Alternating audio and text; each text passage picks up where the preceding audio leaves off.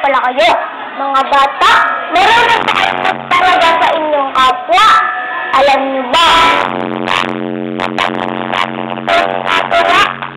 Kung gayon, ay ikukwento ko sa inyo.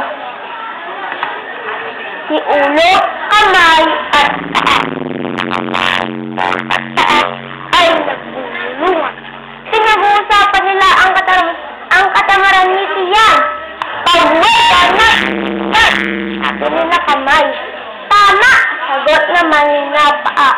Kung gayon, mula bukas ay hindi na para kay Tiyan. Wika ni Ulo. Oo nga, makapagpapain na rin kami magkapatid sa pagluluto. Tuwang-tuwang, sabi ni Nakamay, makakaganti na rin kami sa pangalipin niya sa amin. Masayang wika ng nagpaa. Mula noon ay hindi na nga sila nag-isip at gumawa ng kung anong makabubuti para kay Tiyan. Subalit, isang araw, ako'y nahihilo at parang umiikot ang aking paningin.